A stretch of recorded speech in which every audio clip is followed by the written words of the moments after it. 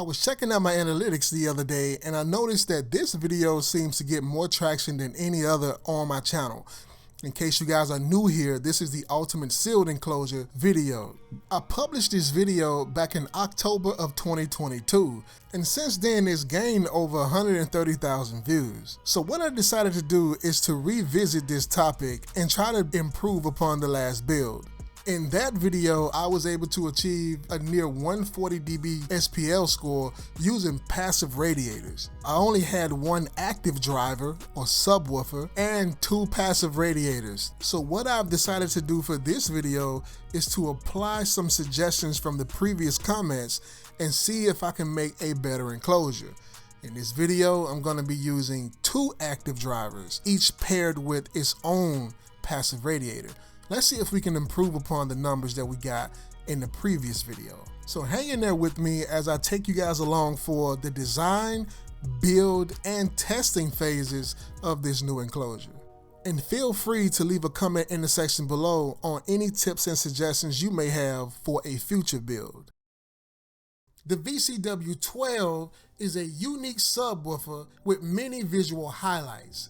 It has a black and chrome finish with the carbon fiber cone and makes it stand out from many other brands. But it wasn't the aesthetics of the subwoofer that caught my attention. For me, it was the TS parameters. This subwoofer have an FS of 24 Hz and a QES of 0.486, meaning it's suitable for sealed enclosures. The SLAP's M12 passive radiator is designed and created by a company called Earthquake Sounds. And unlike other passive radiators, the SLAP M12 have a massive high roll surround. This enabled it to achieve an impressive X-Max of 101.6 millimeters. And just in case you're wondering, all of that converts to over 4 inches of mechanical travel. Another unique feature of this monstrous radiator is the fact that you can customize its tuning. Like many premium radiators, you can add and remove weights from its rear in order to fine-tune its resonant frequency. Okay, so right now we're over here in SketchUp, and what you guys are looking at is a 3D rendering of the trunk space of my Chevy Impala. The 2018 Chevy has a total cargo volume of a little bit over 18 cubic foot. The blue that you see here on the screen is the area in which fills the space that you've seen previous.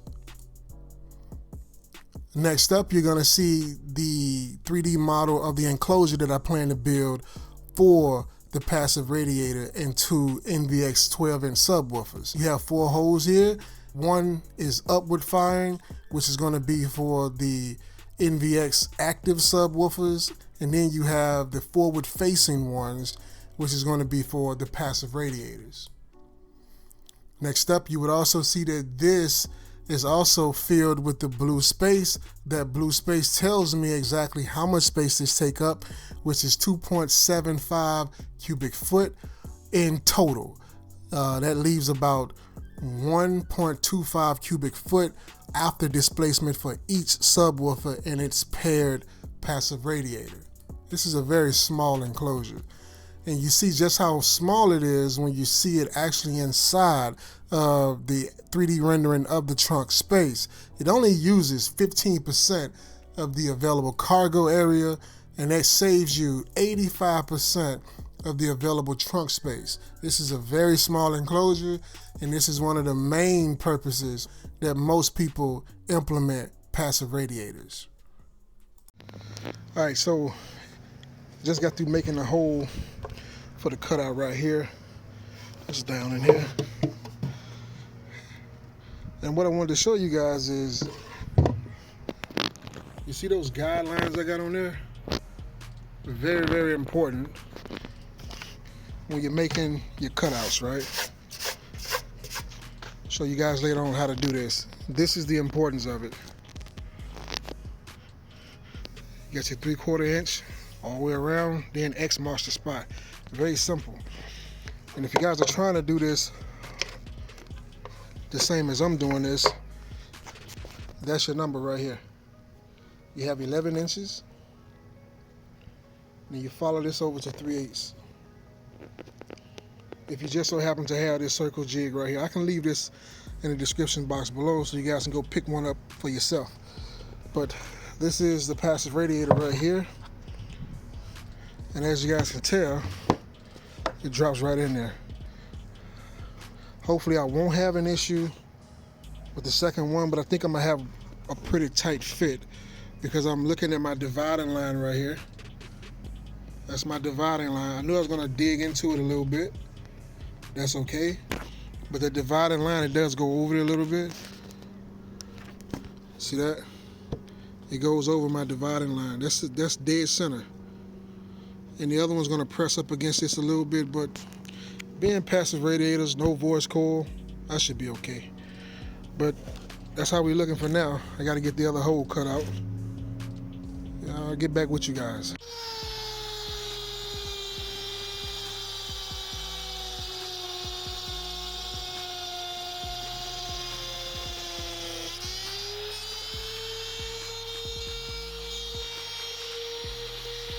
Another pro tip would be to try to keep your gutters clean. As this thing makes grooves, you can just, like what I'm doing, I'm just taking a pencil, just using the eraser to go around there and just get some of that out of there, because that causes strain on the drill bit as it does its work. You want to have the least amount of resistance as possible.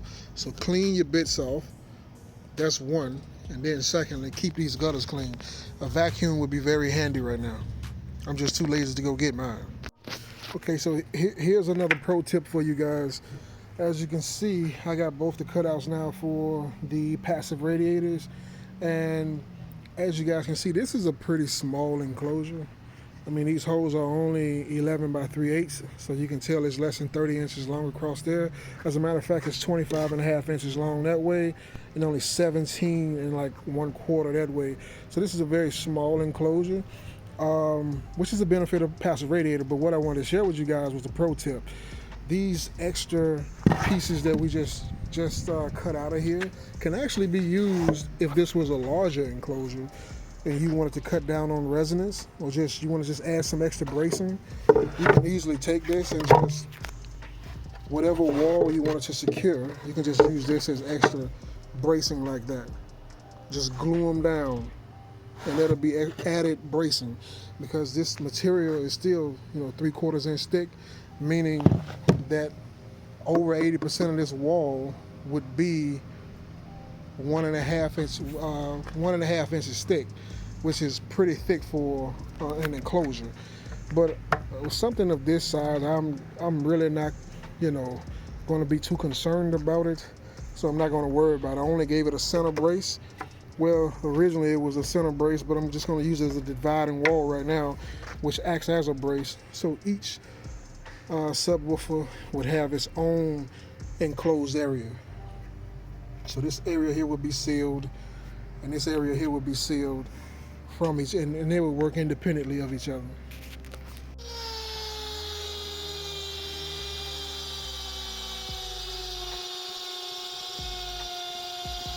And here's another example of the dividing lines, these guidelines. They really do come in handy. Look at that. Either side of that is the wall that's underneath. See that? They really do come in handy. You see? But anyway, this is what it looks like so far. Looks like that. Of course, my dogs wanna spam the shot. They wanna get in the shot.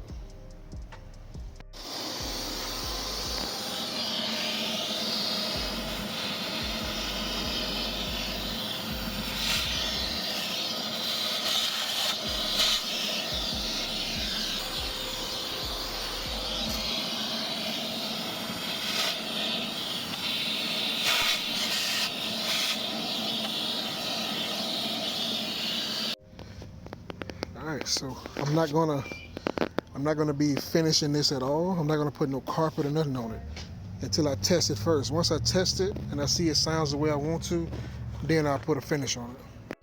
All right, so I want y'all to check this out. So this is a old terminal cup I had a long time ago.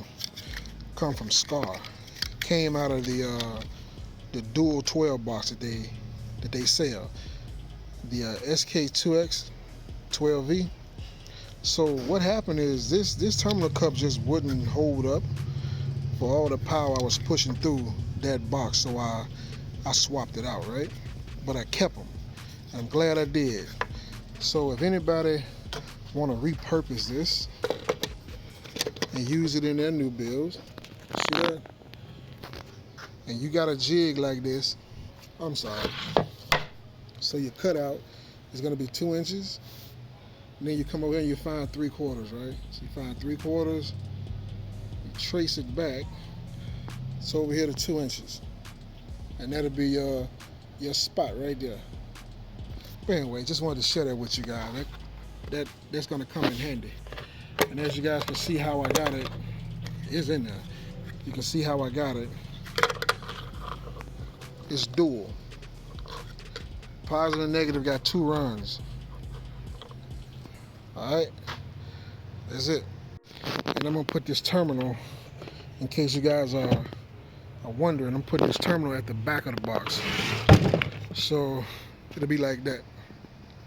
Very simple. Alright, so as you guys can see, I already have the passive radiators mounted. 12-inch earthquake passive radiators. Y'all see. And this is just a basic sealed box. It's a dual chamber sealed box. I didn't treat the inside of it as well as I could have. I just glued them. Glued all the joints closed. Put a little pressure with the clamps and that was it. I'm gonna mount the subwoofers up top. They're gonna fire onto the lid of the trunk. And because these has more mechanical travel, I'm going to allow them to load off the rear of the trunk. These guys right here. I'm thinking about putting maybe a sheet of plywood or something back here so they can load off that plywood. And the lid itself is treated somewhat with 1 layer of kill mat. That's what that is. So if I was to take this off, which I'm not going to do, if I was to take that carpet down, you guys would see that it does have some kill mat up there, but it can definitely be treated with a little bit more. Yeah, so this is where we are. Get the subwoofers out and let you guys see what I got it wired to. All right, so these are going to be the subwoofers that I'm going to be using. These are NVX VCW 12s. This is version 2 of them. They now have a version 3 out. It's a little bit different, but I want to use these because they work very well in sealed enclosure. And in all the graphs that I plotted with all the subwoofers that I own, these ones did better in this configuration with the passive radiators. No other subwoofer I have played as flat as these right here did with a passive radiator. So I get the SPL that I wanted, and I get the response curve that I wanted using these subwoofers right here. These are some really good quality subwoofers. I don't know why they're so cheap, but I love them. They actually pay well in both ported and sealed. This is why I like these. I go to those. But anyway, these are the VCWs. I got them right now wired in parallel. These are dual 2s. I got them wired in parallel, so each one of them is 1 ohm. Each subwoofer is 1 ohm. And then I'm going to wire them in parallel again down to what is supposedly a 1/2 ohm. For anybody that knows car audio, then you know that it's not perfectly 1 ohm. It's like more like 1.3 or somewhere in that ballpark. And when you get a 1.3 load or 1.4 load, when you wire them down in parallel individually, 1.4, 1.4, parallel them again, that's what, like a 0.7 or 0.9 is what it's reading at the meter. So I'm happy with that. I'm gonna put them in the box. I'm gonna measure them again to let you guys see the ohm load, and then I'm gonna connect them over here to this big behemoth. This is the TARamps MD 8000.1. This is an 8,000 watt amplifier, and that's 8,000 watts at 12 volts. Okay, I'm running strong at 14.4 all day. Got 64 amp hours of lithium over here. And the ice cream truck is spamming my video right now. All right, so the thing you want to do whenever you're talking about building a sealed enclosure, you want to give it the pressure test, right? This thing here is pressurized. Now, keep in mind that I tried to seal these two chambers off as best I could, but I did forget I had to run the wire through the wall, through this center brace, that wall there. I had to run the wire through there, so they do share somewhat of some pressure because I did make a hole like that big in there. But anyway, what you want to do is be able to press down on one of these cones and have the other one move. That lets you know that you pressurize the cabin right. Okay, so if I push down on him, he's supposed to move. Watch this. I don't know if the camera's picking that up or not, but I do know I can press in on him a lot easier. So, you see that?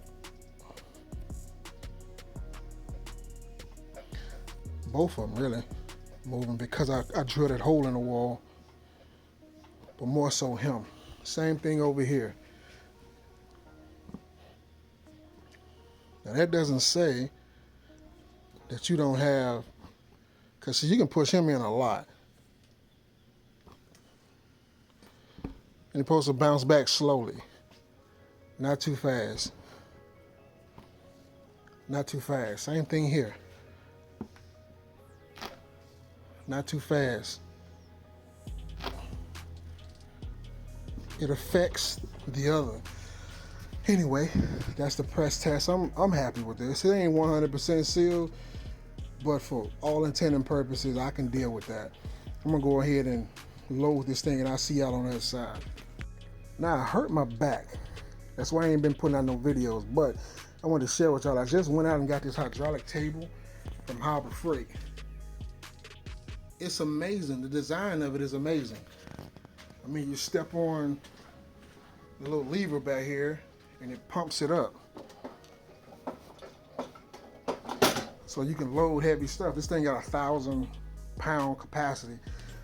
A lot of reviews say it can do way more than that, but mine's leaking. Day one.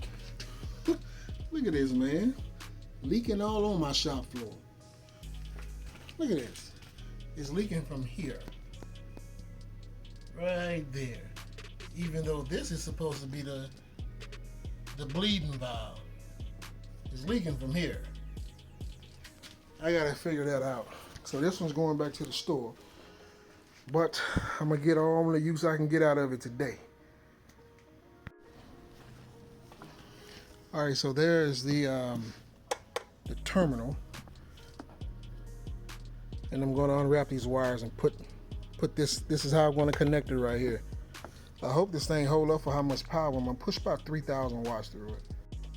Wire it up. Time to go ahead and get it installed.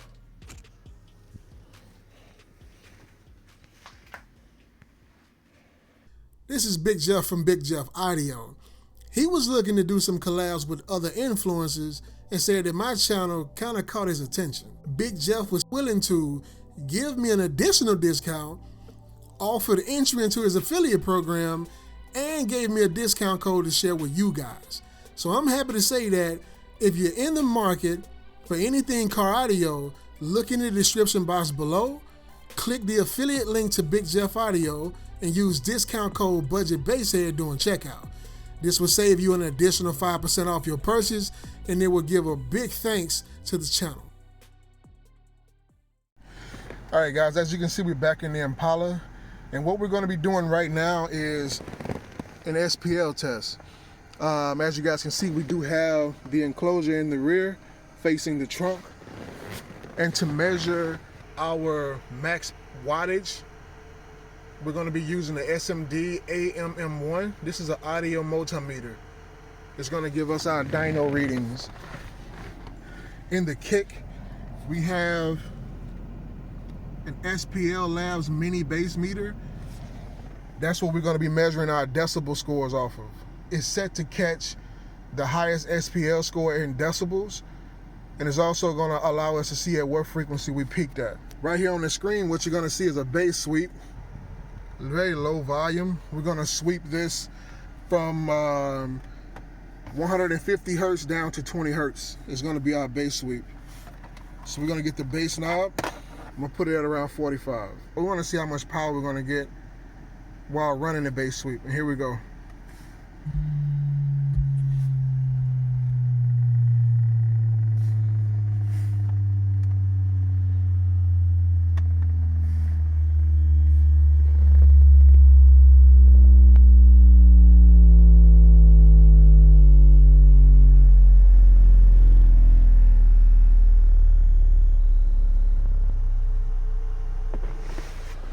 The max that we got was 126 watts, which is very low. That's 129.7 decibels. And what we want to know is at what frequency did we get that? So we're going to carefully pull this out, and we're just going to cycle through the mode. That was at 49 hertz. And I'm going to run the bass sweep once more. And I'm gonna let you guys know, because it has two peak values, right? I'm gonna let you guys know at what frequency I feel, other than 50, that it's getting loud at. So we're gonna run it again, and then I'm gonna give you my take on it.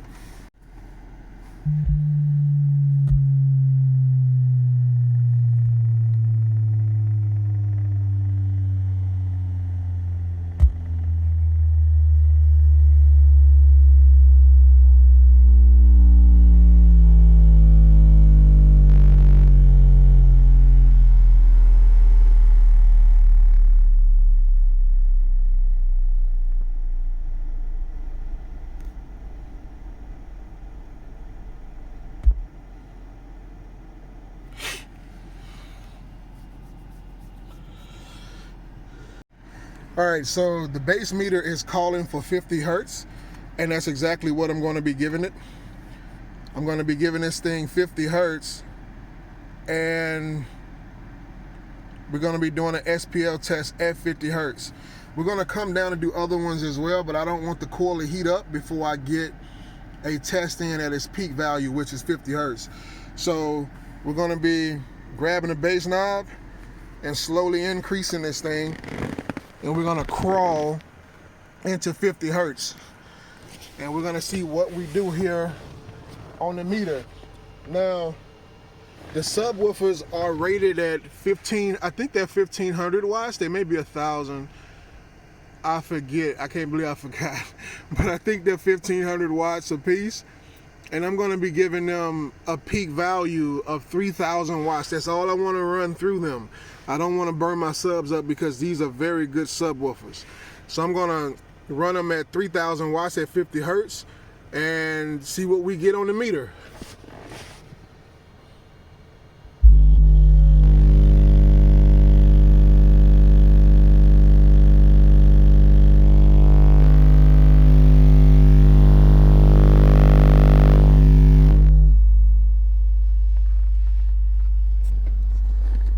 Say, guys, that was loud. That was very, very loud. That's a 144.8. A 144.8 at 50 hertz from the trunk. That is crazy. I can feel that in my face. That's how loud that was. I can feel that in my face. And we got 3700. Well, that's 3,765 watts at 1.1 ohm. Oh my God. Those subs sounded amazing, and they didn't bottom out or anything. I'm so thinking that I can throw 5,000 real quick through them, and they do very, very well, but I don't want to bust them. That's the only thing. I'm going to clear this, and I'm going to run it again. All right, so we bumped that back up to 50. We got in the kick, we reset. In the kick, we back up to 50. We got the box where we want it. Let's get it. All right, 50 hertz. Here we go.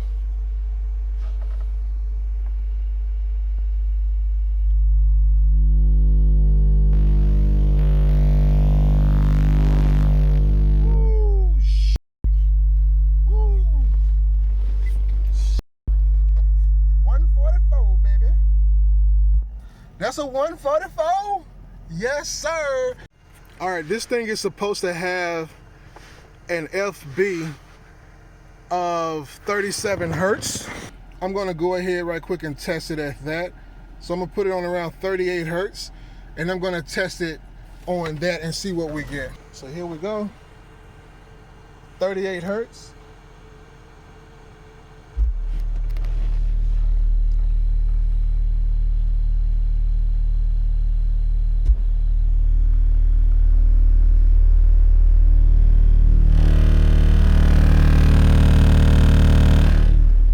Damn. Yeah. Damn. Woo. Man, I feel like the trunk about to pop off the goddamn hinges, man. It is crazy the amount of power coming out of these things. That is ridiculous. And look, that's not even at the full power.